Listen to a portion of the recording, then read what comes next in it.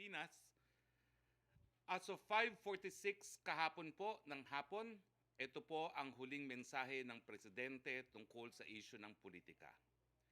Things are clear now. I will run as Vice President. Usaping ayuda naman po tayo, no? Binabati natin ang mga lokal na pamahalaan ng Metro Manila dahil 80% na or 9.1 billion pesos out of 11.2 billion ng ayuda ang napamigay na sa ating mga low-income individuals and families as of August 24, 2021. Ibig sabihin, mahigit 9 na milyon ang nakatanggap na ng cash assistance. Ito na ang pinakamabilis na distribution na naisagawa sa Metro Manila simula ng pandemya. Kaugnay nito, in-extend ng national government sa pamamagitan ng DILG ang ayuda payout hanggang katapusan August 31. Binabati rin po natin ang Caloocan City, ang natatang LGU na nakakumpleto ng pamamahagi ng ayuda bago pa man ang deadline ng August 24. Congratulations, Mayor Malapitan. Pupunta naman po tayo sa Oplan Balik Eskwela 2021. Ongoing po ang enrollment para sa school year 2021 at 2022. Nagsimula ito noong August 16 at magtatapos ng September 13, 2021. Ayon sa DepEd, sa September 13, ang unang araw ng klase sa mga pampublikong paaralan, pero kahit na school opening sa September 13 ay tuloy-tuloy pa rin ang registration. Magparehistro po na sa napiling pampublikong mga paaralan. As of August 25, 2021, nasa 31,433,450 ang total doses administered, samantalang nasa 13,371,734 ang fully vaccinated. Piliin natin sa naprotektahan ng ating mga sarili at ang ating mga mahal sa buhay. Magpabakuna na po. Libre, ligtas, at gumagana ang bakuna, anuman ang brand nito. Ayon sa DOH, 99.77 ng nabakunang ginamit ay walang untoward reaction. At mamaya ay makakasama po natin si Dr.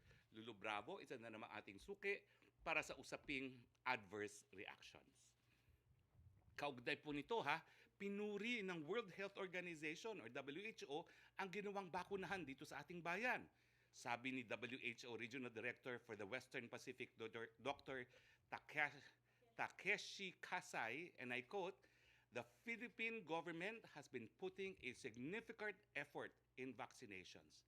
And I was very happy to hear yesterday that the vaccination coverage for the healthcare workers have already reached 95%.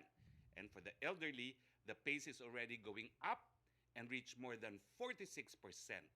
I wanted really to encourage people to get the vaccine when your time comes." Maraming salamat po sa WHO. COVID-19 update naman po tayo. Ito ang ranking po sa Pilipinas sa mundo. Nako, tumaas po tayo, no? Pagdating po sa total cases, no? Number 60 na po tayo. Pero pagdating sa active cases, nananatiling number 22. At pagdating po sa cases per 100,000 population, nananatiling 132. At number 91 naman po tayo sa case fatality rate na nananatiling 1.7%. Nasa 13,573 ang mga bagong kaso ayon sa August 25, 2021 datos ng DOH. Mataas pa rin ang ating recovery rate na nasa 91.6%. Meron na po tayong 1,725,218 na mga gumaling. Samantalang, malungkot po naming binabalita na nasa 32,492 ang binawian ng buhay. Nakikiramay po kami sa mga naulila. Tingnan naman po natin ang kalagayan ng ating mga ospital. 72% ang utilized ICU beds sa buong Pilipinas. 62% ang utilized isolation beds, 68% utilized ward beds, and 54% utilized ventilator. Samantala, sa Metro Manila po, 73% ang utilized ICU beds, 61% ang utilized isolation beds, 70% ang utilized ward beds, at 62% ang utilized ventilators. Dito po nagtatapos ang ating presentasyon. Makakasama po natin ngayon si Dr. Lulu Bravo, ang chairperson po ng National Adverse Events Following Immunization Committee, Pediatric Infectious Disease, and Vaccinology at Professor Emeritus sa UPPGH Manila. Ma'am, alam niyo po, meron kasi lumabas na listahan na may ilang daw mga bakuna mas maikli ang proteksyon na binibigay sa mga nabakunahan. Ano ba hong dapat isipin ng taong bayan tungkol dito sa ulat na ito? Dr. Lulu Bravo. You know, Secretary Roque, this is very important for us. Kasi ang bakuna na inaprubahan ng ating FDA, lahat yan ay safe and effective pag ibinigay na sa publiko. Of course, magkakaiba rin ang mangyayaring duration ng immunity. We know that. Not all vaccines are created equal. And iba-iba ang kanilang percentage ng efficacy at ang duration ng immunity. But what we need to do right now is really to vaccinate as many people as possible. Kasi sabi nga ng WHO, no one is safe until everyone is safe. If we can have our people, as much as 90% nga, yun ang aking dream eh.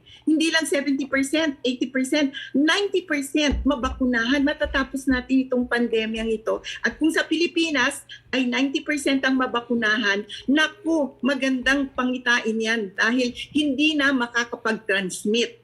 Alam mo, yung tinatawag nating transmission, mas kinasabihin mo na, okay, itong ibang bakuna ay mas 6 months lang. Yung isang bakuna ay 1 year. Pero kung may bakuna lahat ng magkakasama-sama, yung transmission marireduce at maaring bumaba to the point na wala nang kakalat na bakuna, na sakit. Yun ang importante, na mas marami ang mabakunahan upang sa ganon ang ating transmission ng ating COVID ay mabawasan at tuluyang mawala. Alam niyo po kasi, kung sasabihin nyo, sige, maraming nagsasabi, booster, kasi takot sila. Eh hindi po yun eh. Kasi hindi nga natin alam kung ang variant na darating sa inyo ay yung mas malakas o yung mas mahina o kung yung... Kasi by percentage lang po yan. Sa ngayon nga, talaga takot ang lahat ng tao sa Delta. Pero ang strategiya po niyan sa buong mundo ay magbakuna ng magbakuna. Sapagkat mas marami po ang mabakunahan, okay, mas malaki po ang tsansa na kumalat. At maski na po mag-booster kayo o sabihin nyo, sige, magpapa-booster ako, hindi pa rin po ligtas eh. Sapagkat yung pong mga variant ay nadidevelop hanggat hindi pa po bakunado ang 70 to 90% of our citizens. So ang atin pong estratehiya dyan ay talagang sa ngayon po, no, alam nyo naman, hindi pa tayo adequate ang bakuna. Importante po na mas marami ang mabakunahan nang sa ganon, hindi rin mag-develop ang mas maraming variant. Hindi po ito ang katapusan ng ating variant hanggang hindi po natatapos ang pandemya at nabakunahan ang 90% sana of our Filipinos and the world. Hindi lang po ang Pilipinas, the world. Hindi po matatapos ang pagkakaroon ng variant. So maski po tayo magpa-booster, sabihin nyo ganito. Hindi naman po nabakunahan yung iba. Hindi pa rin po tayo matatapos ng ating mga pag-aalala o ang ating mga pagkatakot na baka isang araw ay dumating ulit ang COVID.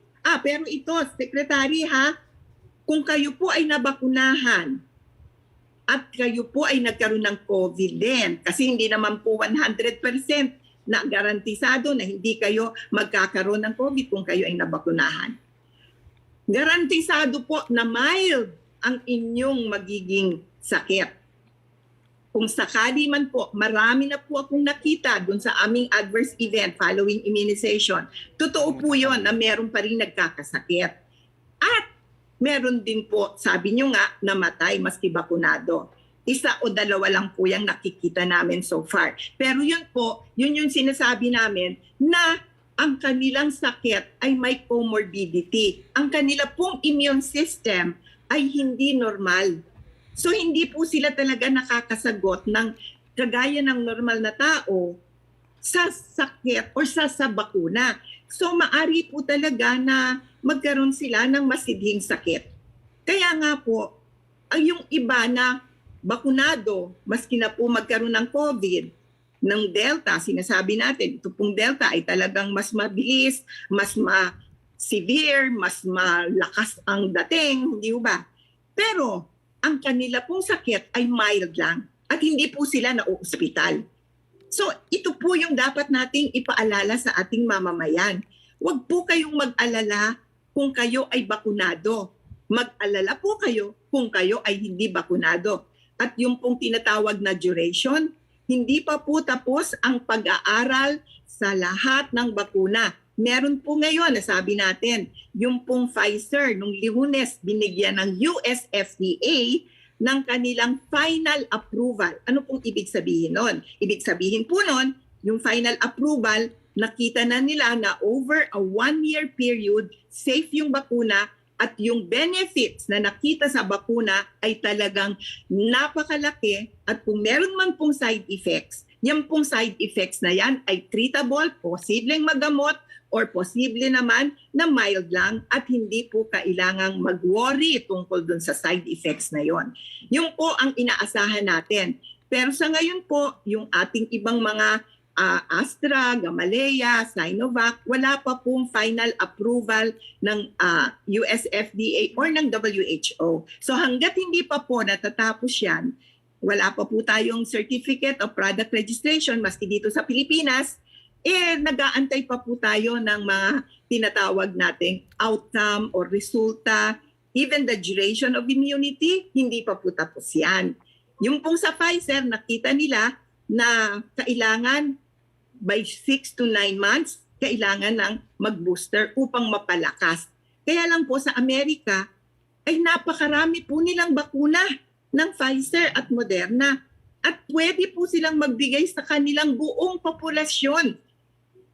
Dito po sa atin, kulang pa ang bakuna natin. So unahin po muna natin talaga na mabakunahan ang mas maraming Pilipino nang sa ganun po hindi kumalat yung variant at hindi po tayo mapuno sa mga ospital at hindi po talaga maraming mamatay pa ng mga hindi bakunado.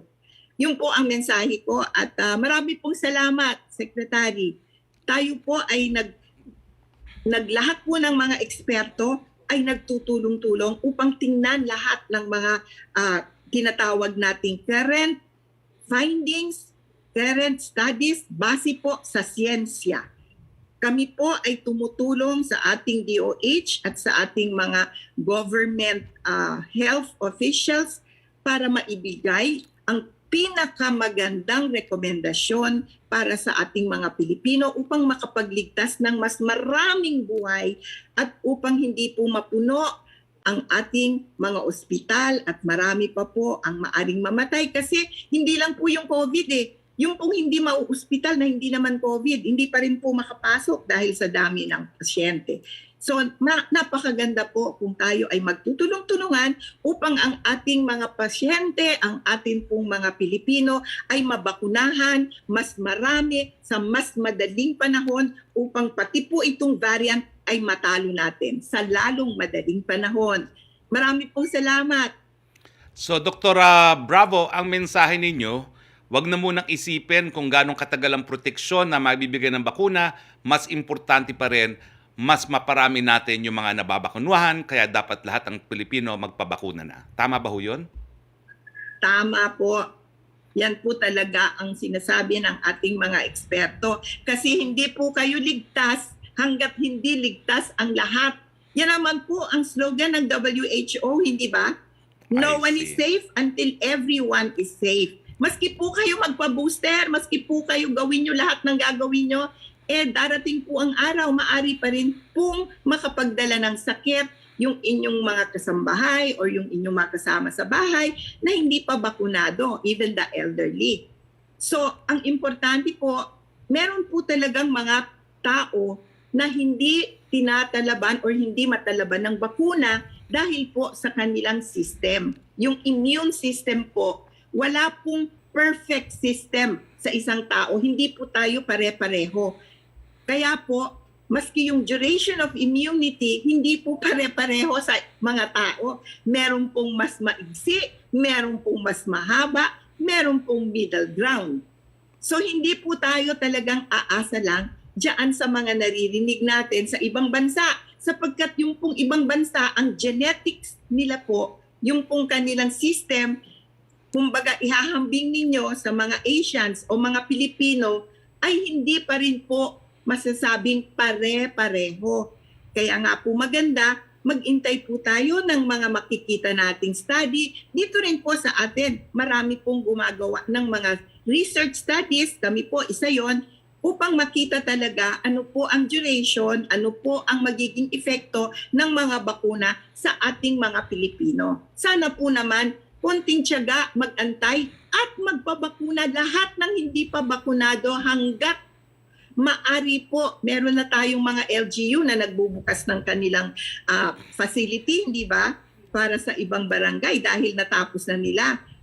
Asahan po natin, take advantage po kung meron kayong opportunity na makapagpabakuna. Yung pong mga senior citizen, maganda nga po at nasa 46% ang sabi nyo, Secretary, no? Sa elderly, kasi ako po talaga, yung mga elderly, kahapon lang meron din kaming webinar, talagang tinututukan po natin ang elderly sapagkat hindi po sila ang talagang makakapunta agad-agad sa mga fasilidad, kaya po pinaprioritize sila. Meron na nga mga LGU na pumupunta talaga, nagmo-mobile van para dalawin at sila mismo mag-home visit sa mga elderly. Take advantage of that. Kung yung pong mga hindi makapunta na elderly at mga PWD sa ating mga LGU, i-register nyo, i-report nyo, baka po sakali na mabigyan sila ng paraan para makapagpabakuna sa kanilang pamamahay.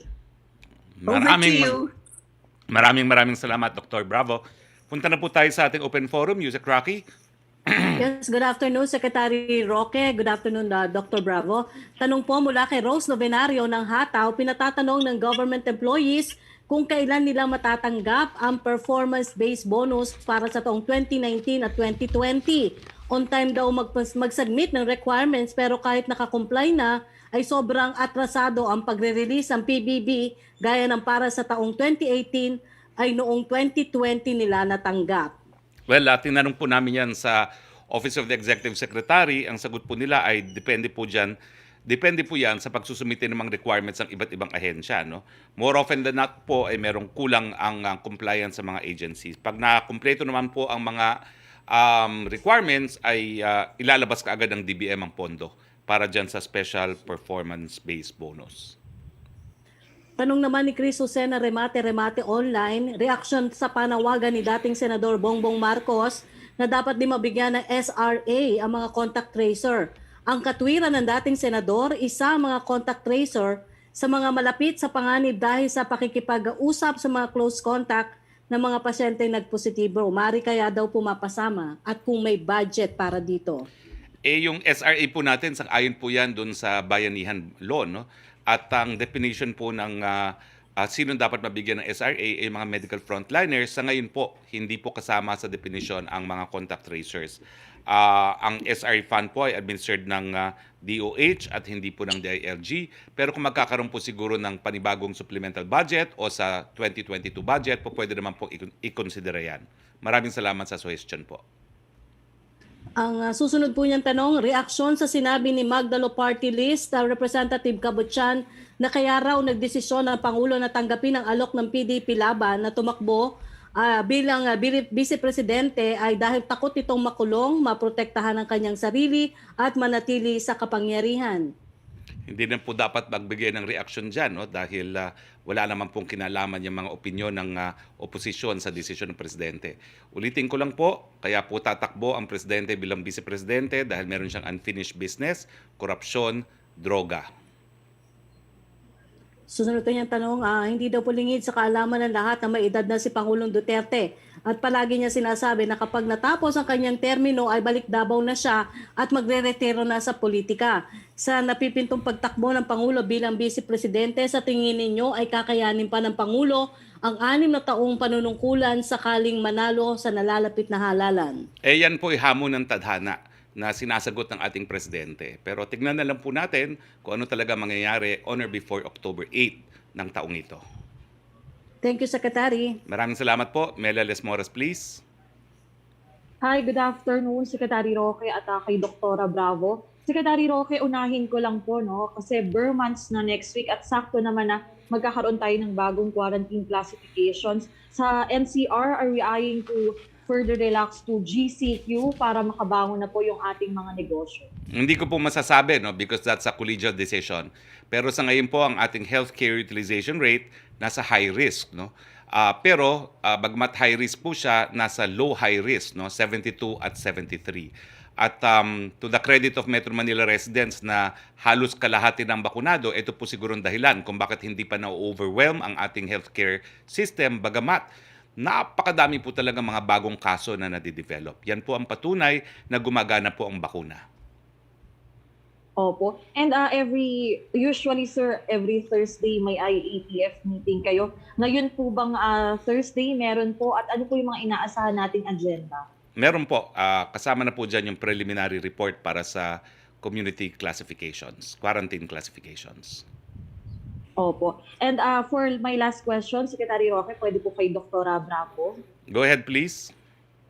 Doktora Lulu, may mga reports po kasi na kahit may mga, especially sa social media, may mga nagsasabing kahit bakunado na, may mga namamatay na rin ngayon dahil sa COVID-19 at sa tindi nga ng sitwasyon.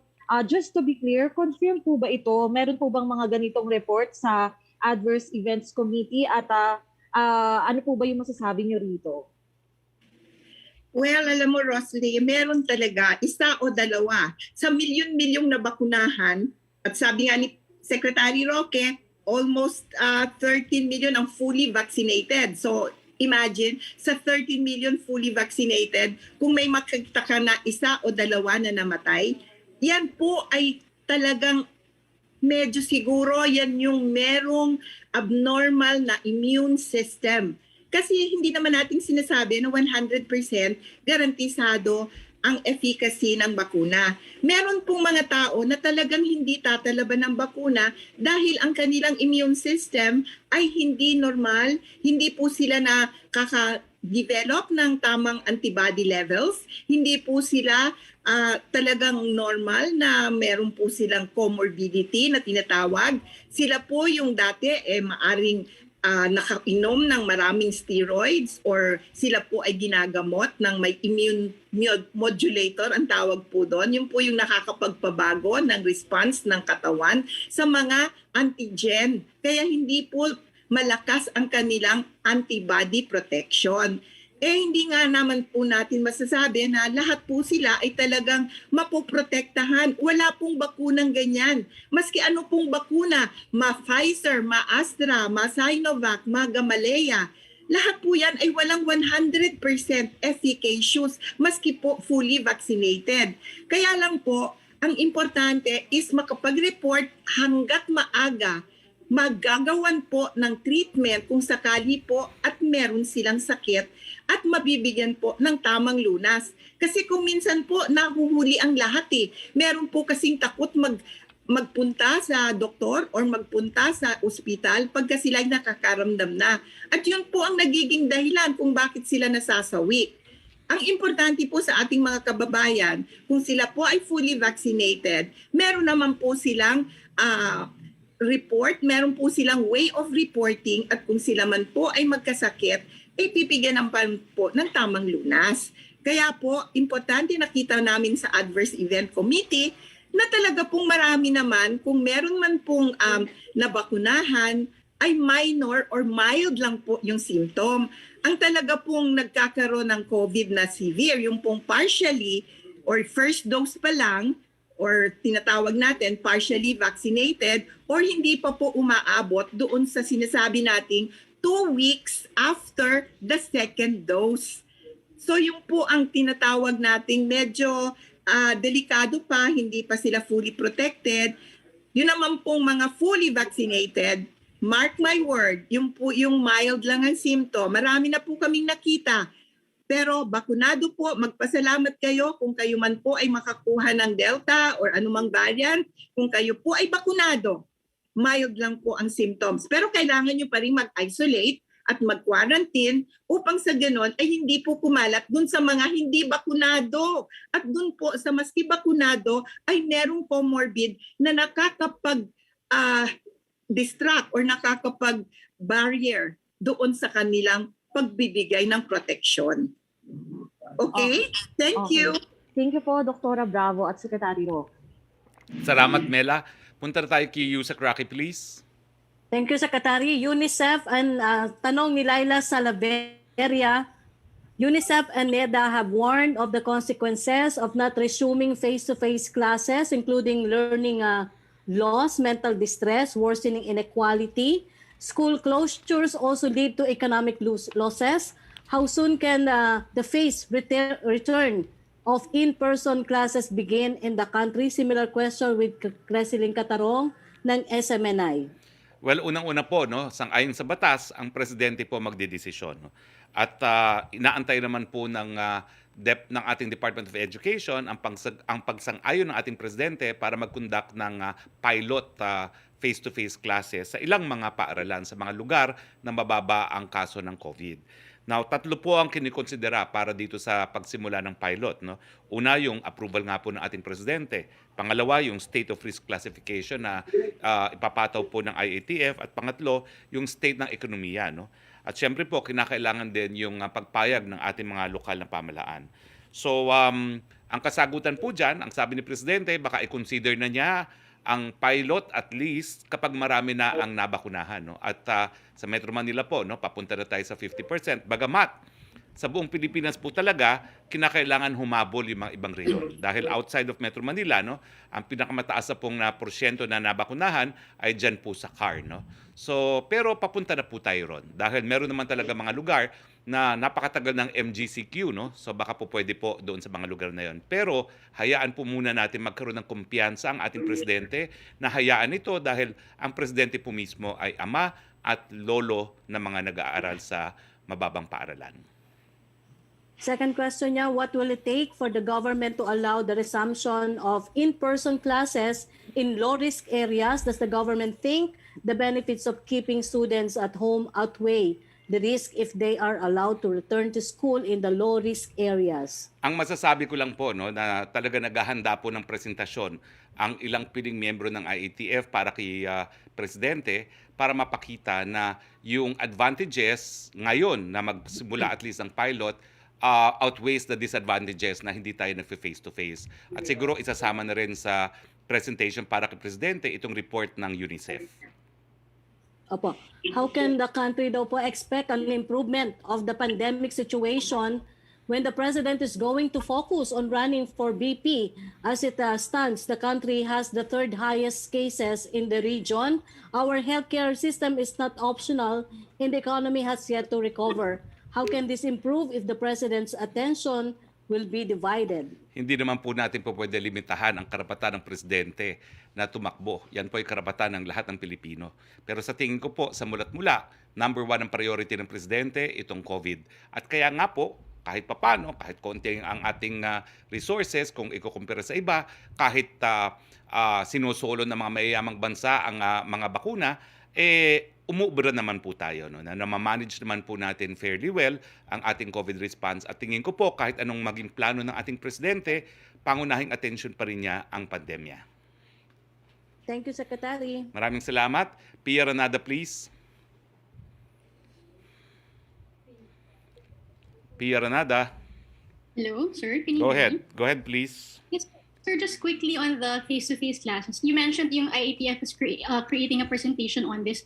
How soon can this be presented to the president so he can make a decision? Hindi ko pa po alam, pero this has been approved in principle na maghahanda ng presentation siguro about 3 weeks ago, no? So I think the presentation should be ready soon, no? Pero this is just a presentation to help the president make a decision kung po pwede nang mag-pilot at least dun sa mga lugar na mababa po ang kaso ng COVID-19. So what's the earliest anything related to this can be presented? Kasi some senators were highlighting na parang may lack of sense of urgency among government officials when, yun nga, children are suffering from this loss of opportunity. So when will the next cabinet meeting be? For example, will that be on the agenda or any other meeting where this urgent matter can be taken up by the President? Well, sa tingin ko po, bago magbukas ang ating pasukan sa Setyembre, at least magkakaroon ng presentation. Okay. Sir, just moving on to other issues. What was the President's reaction to his daughter's statement yesterday where she said the PDP Laban is in disarray? She even said it's nothing but a sitcom, and it doesn't sound like she's keen to support the party in the 2022 elections. Is that what made the President feel that it's clear now for him that he should run for VP? What was his reaction? You're correct. I think, among others, the statement was the basis for the President to conclude that things are clear now, that he can run for Vice President because I think his perception is that Mayor Sara Duterte will not run for elections. Is that his conclusion, that Mayor Sara is not running? Well, or is it something he got from Mayor because, Sara? the President's stand remains. Delicadeza dictates that only one Duterte will run. So, since only one Duterte will run, and in his perception, the Mayor Sara will not run, then he can run for Vice President. But, alam nyo, nothing is final, no, until October. And meanwhile, this is a family matter, no. So, I would hope that the rest of the nation give the father and the daughter breathing space to discuss and agree on future course of action. Spokesman, have you gotten to the reason why that portion of his speech was cut from the Talk to the People? Was it an accident, a mistake, or was it intentional? No, all I got was, number one, all of the Talk to the People are edited heavily. In fact, I told you before, nagagalit na nga yung mga kasama ko sa small IATF meetings na whenever I bring political issues, matagal ang meeting and almost all of it is cut, no? Secondly, one consideration was the matter involved discussions involving family members. So that was another consideration, no? That whoever edited it thought that the matter is a family matter and should be left between father and daughter. But hasn't he discussed Mayor Sara also in previous speeches in public? Well, all I can say at this point, and I'm only presidential spokesperson, no, is that let's let the father and daughter resolve this issue. So who was the one who instructed RTVM to cut it out because it was a family matter? I do not know. Is it someone from RTVM or someone from OP? I do not know. Is there someone who is trying to control which presidential remarks are heard by the public? And if so, why would they do that? I don't think so. I think it was pursuant to standard operating procedure kasi if we were to broadcast the whole thing, sometimes the meetings can go on for as long as 5 hours, no? And you can't broadcast for 5 hours.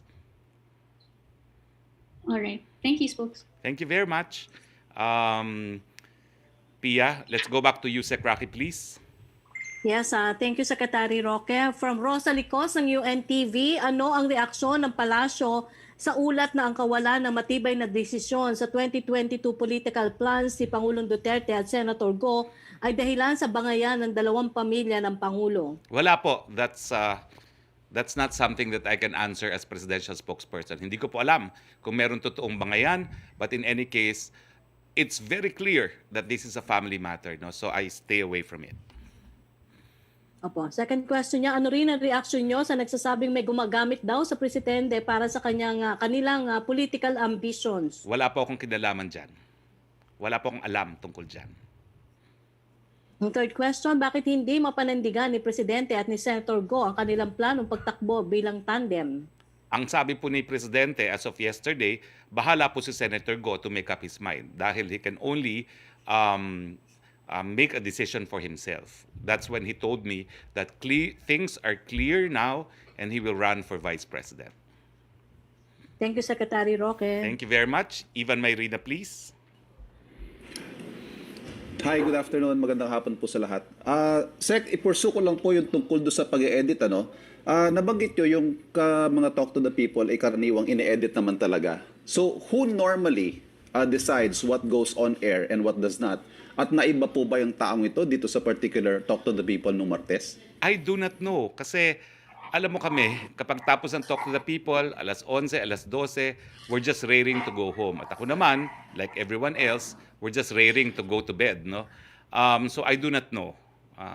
I can find out, but actually it's beyond my scope of functions dahil alam nyo naman, I belong to a separate department, no? The Office of the Presidential Spokesperson.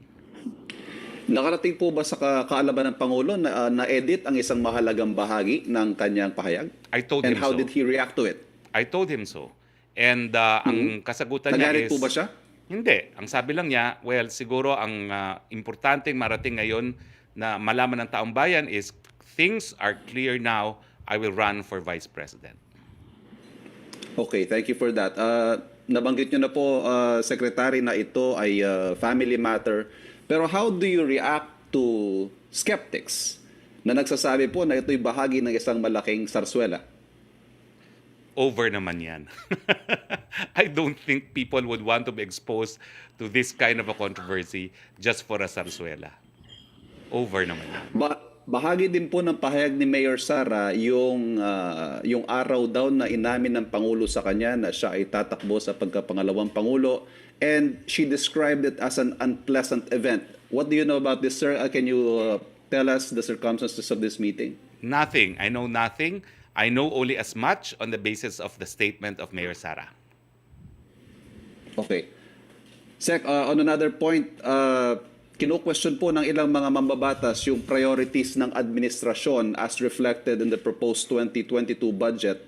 Ang pagkakalarawan po ni Representative Arlene Brosas ng Gabriela, tagalid daw ito.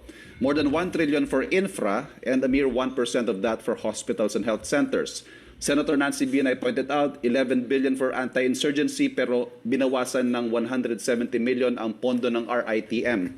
How does the palace react to this? Una-una, I do not concede the percentage as mentioned by Representative Brosas. No?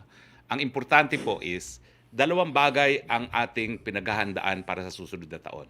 Unang-una, yung paglaban natin sa sakit mismo. Pangalawa, yung pagbangon ng ating bayan dahil nga sa pandemya.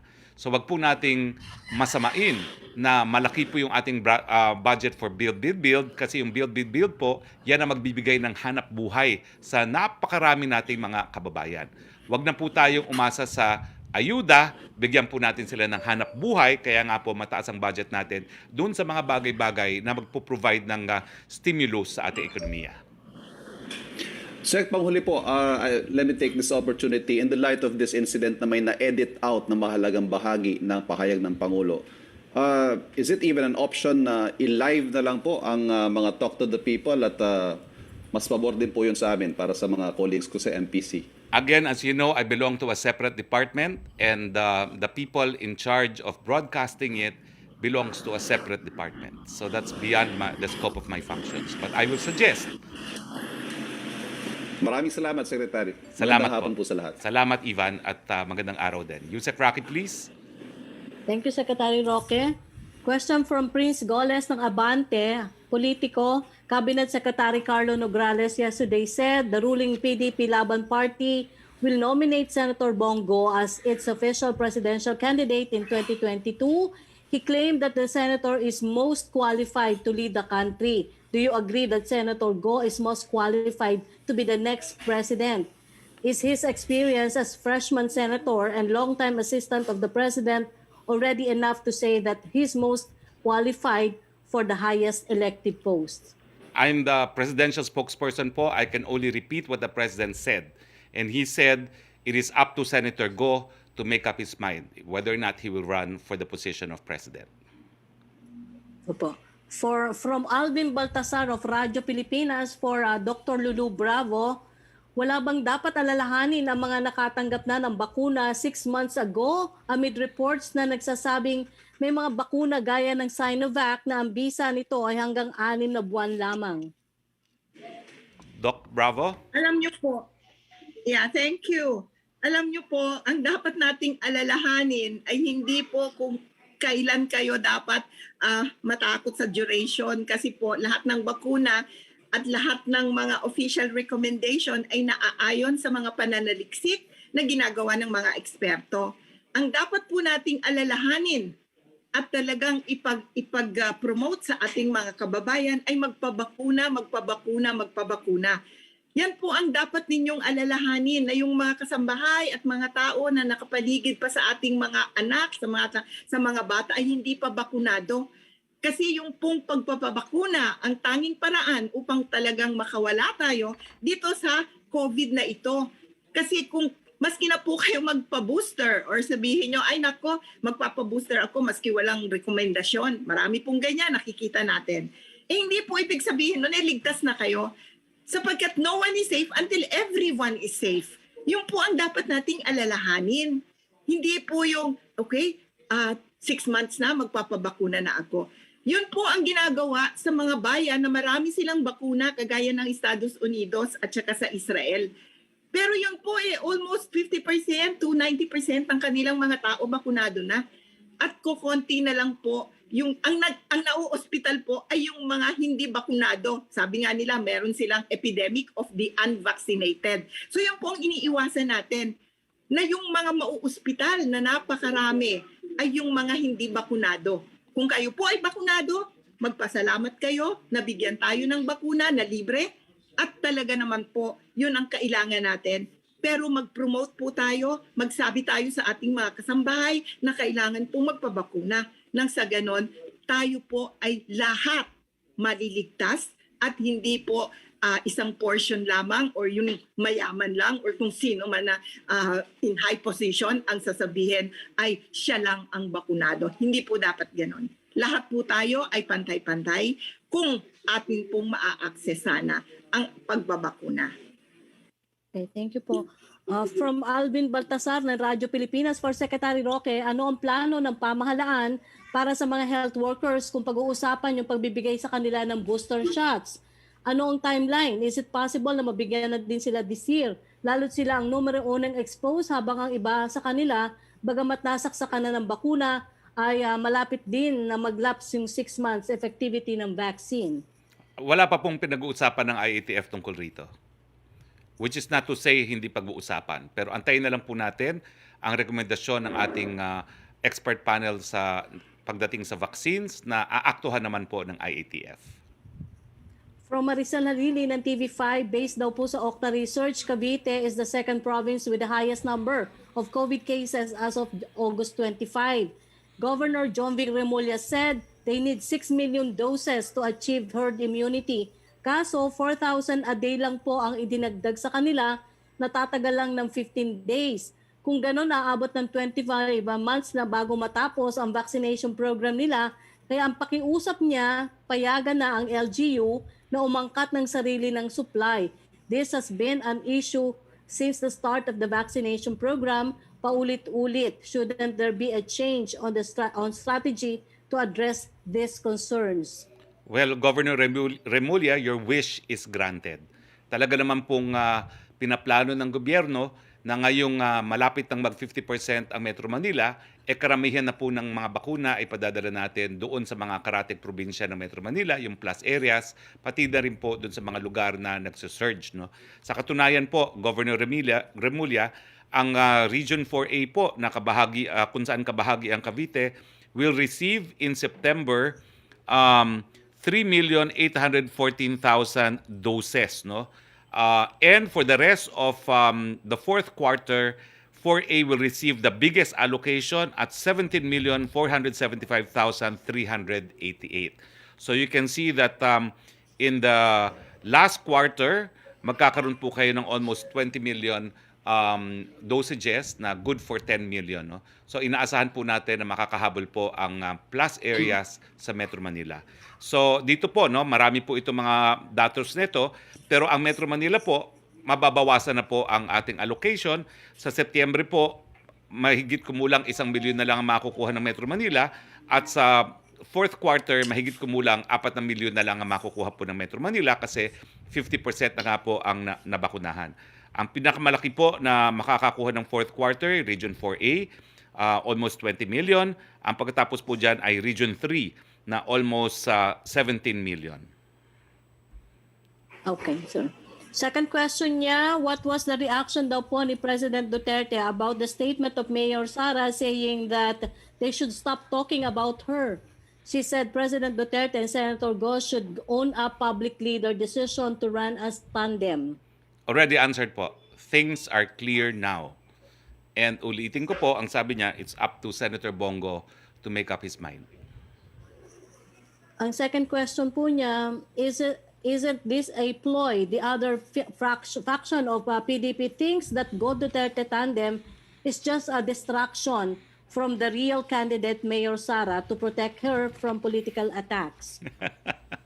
Natatawa po ako kasi sa tono ni Mayor Sara, mukhang malinaw na hindi po ito zarzuela. No? So anyway, I leave it at that. As I said, it's a family affair. Thank you, Secretary Roque. Thank you very much. Trish Terada, please. Hi, good afternoon, Spokes. Spokes, just a quick follow-up dun po sa nabanggit nyo kanina, yung in connection nga sa pagtakbo ni President, that we are managing fairly well dito sa ating COVID response. Sir, what are the parameters or paano natin nasasabi that we are managing fairly well when, for example, we could not go as far beyond GCQ, at least for Metro Manila, children could not go to school, marami pa rin po yung nagugutom. Then there are reports right now na mga healthcare workers are already resigning, private hospitals are threatening to disengage from PhilHealth, and back and forth po tayo sa mga strict lockdowns. Well, obviously, I cannot agree with you. No, if you want an agreement from me from what you said, I will have to disagree. Una-una, death, 1.7, a lot lower than the world average of 2.1. In the end, what matters is nababawasan natin yung mga namamatay. Pangalawa, nagagamot ba natin yung mga seryosong nagkakasakit? Kung makikita nyo po ngayon, no, ang datos natin, i-flash natin ulit, no. Bagamat meron tayong meron tayong active cases na 125,378, 0.6 naman po ang critical at 1.2 ang severe. Kaya nga po kung titignan nyo ang ating healthcare utilization rate, yes, we are in high risk, pero low 70s po. So meron pa tayong espasyo, no. So yan po ang mga importanteng bagay na dapat i-considera. We are limiting as much as we can the deaths arising from COVID-19. Dr. Bravo, as a medical expert, tama ba ho ang aking mga sinabi? And would you say that we are managing the pandemic rather well? Well, I will always say the WHO has said it, and you have said it earlier, na maganda naman ang response ng